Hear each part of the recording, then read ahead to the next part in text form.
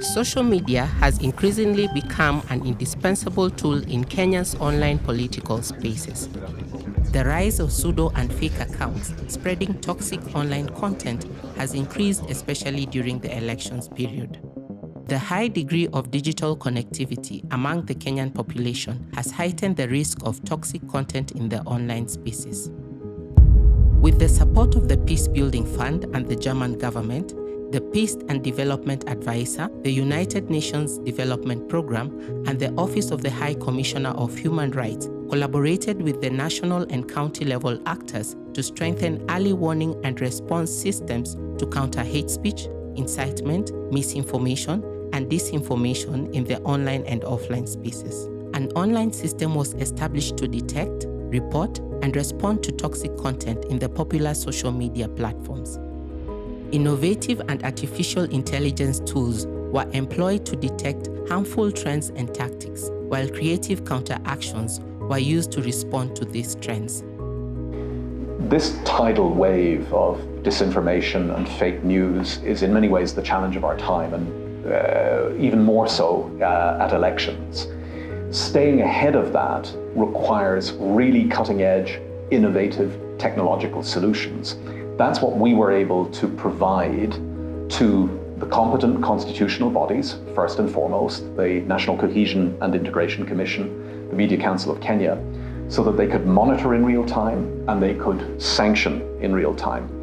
But it also permitted us to reach out to a much wider array of actors, particularly nano and micro social influencers on social media, to be able to counter in real time and put out messages of peace to counter the disinformation. So this innovation, I think, was what allows us to be able to deal in real time with this scale, this tidal wave of disinformation and fake news. This online system brought together the United Nations, the Mapema consortium, the National Cohesion and Integration Commission, as well as members of the Wiano platform and the global tech companies to effectively respond to the emerging trends.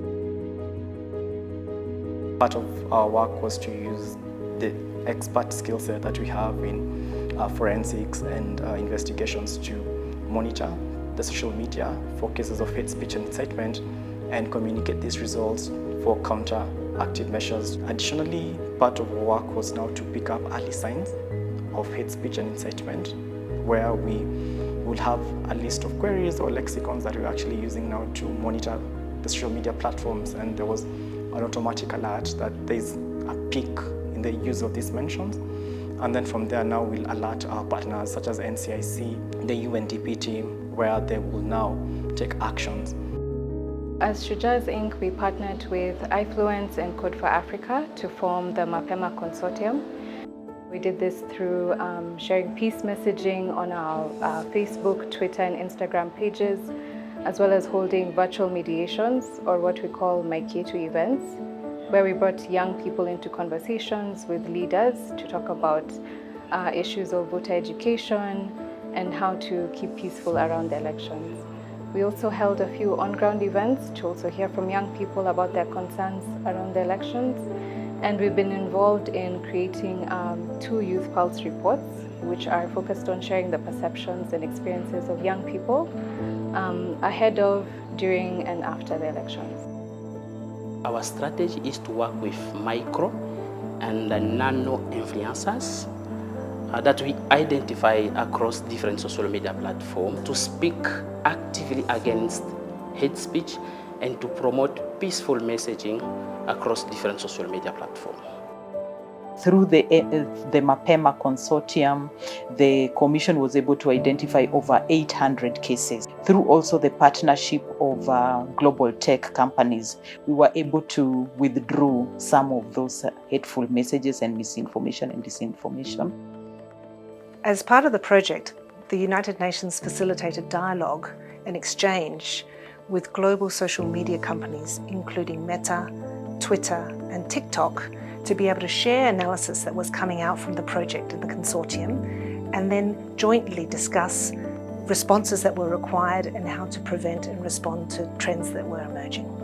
One thing that stood out during this election was the creation of the Peace Messaging Hub, which was a platform that brought together different institutions to respond to online and offline political intolerance messages, hate speech, in a way that countered the negative messages that was being shared across political divides.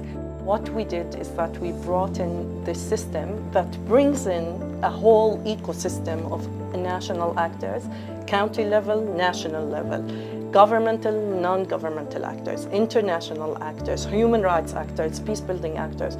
So brought everybody together to work in a synchronized, in a mutually reinforcing manner to deliver peaceful elections.